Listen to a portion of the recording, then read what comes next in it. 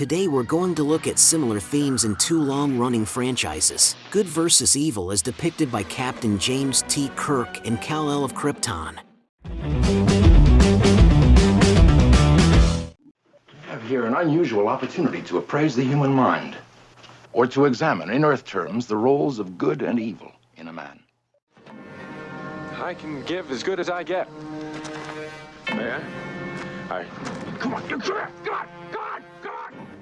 The Enemy Within is the 5th episode of the first season of Star Trek, written by Richard Matheson and directed by Leo Penn. It first aired on October 6, 1966. All right, Captain. Locked onto you.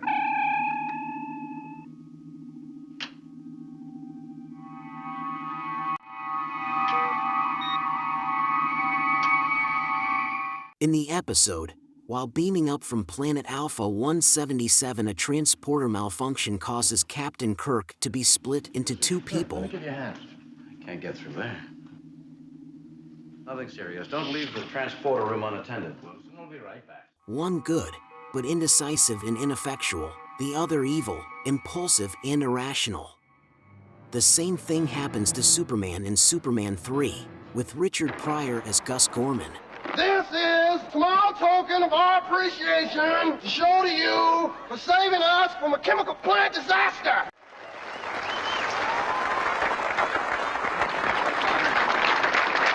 Thank you very much, General. It's very nice. Only here, it's a chunk of bad kryptonite that turns our hero into something less respectable. Superman 3 is a 1983 superhero film directed by Richard Lester from a screenplay by David Newman and Leslie Newman based on the DC Comics character Superman. It is the third installment in the Superman film series. The film features a cast of Christopher Reeve, Richard Pryor, Jackie Cooper, Mark McClure, Annette O'Toole, Annie Ross, Pamela Stevenson, Robert Vaughn, and Margot Kidder. In Star Trek, the evil perpetrated by the Kirk double is presented in, surprisingly, more graphic detail here as he attempts to assault Eamon Rand. It's unusual finding a good-looking girl like you alone like this. Superman is seen doing mean things, but his intentions toward Annette O'Toole's Lana Lang are only hinted at. Listen, are you sure you shouldn't do something about the bridge? What bridge?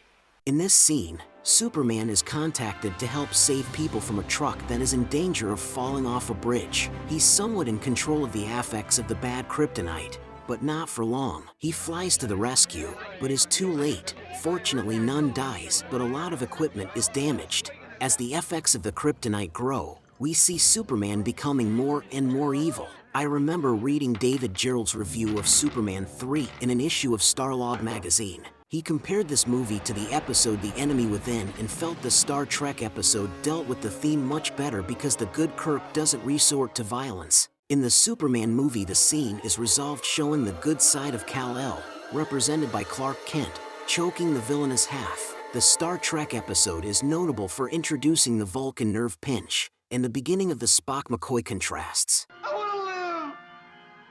You will. Both of us. I want to live.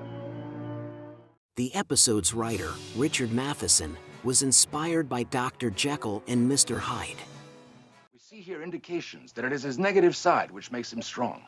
That his evil side, if you will, properly controlled and disciplined, is vital to his strength. The subplot of 4 crew members stranded on the planet in freezing temperatures was added later as a rewrite. Matheson opposed the idea as he thought B stories slowed shows down. He said, "They added a whole subplot about people down on the planet, ready to freeze to death, because they have a transporter functioning problem. I stuck entirely with Bill, the dog-like creature that first Sulu and, later, Kirk Holt was given a sedative about an hour before those scenes were filmed. The aggressive version was obtained by starving it for 24 hours and then prodded with a stick to get the reaction required. Such treatment of animals for filming in Hollywood would be banned several years later after concerns from cast and crew within the industry led to pressure on the studios, which eventually agreed to involve the American Humane Association in productions where real animals were involved. After Margot Kidder expressed her disgust about the firing of Richard Donner to producers Alexander Saukind and Ilya Saukind,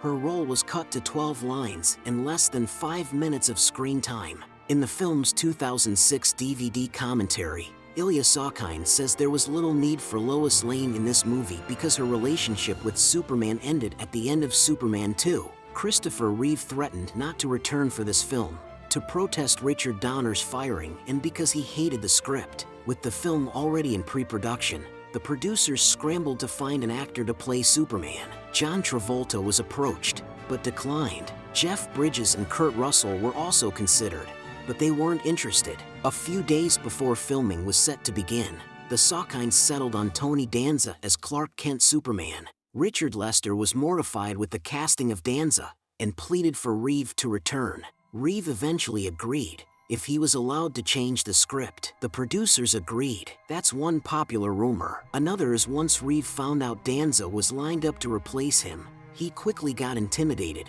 having assumed the movie would be canceled without his participation, and at that point Reeve relented. Richard Pryor was said to have been cast because of comments he made during an appearance on The Tonight Show starring Johnny Carson. During an interview segment, Pryor told Carson that he wanted to be in a Superman movie. He later claimed that he was joking, but the film's producers thought that he was serious about it. The junkyard fight scene between Clark Kent and evil Superman was done by filming Christopher Reeve separately, in each part, using stand-ins and later edited together. There was also split-screen usage when their faces both appear on the same shot. This is similar to how they got the two Kirks in Enemy Within.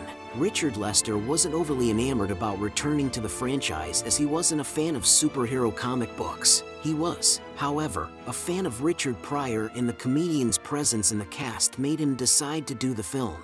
That was our show for today. What do you think? Are you a Star Trek fan? A Superman fan? Do you enjoy both? Was the Star Trek episode better than Superman 3? Or was Superman better? Let us know in the comments section below. Also, I'd be honored if you subscribe to my channel. Also, check out my Carl Vincent Vampire Hunter franchise in the comments section. Until next time, this is Axel and for Kevin Given saying live long and prosper. May the force be with you and keep reaching for the stars.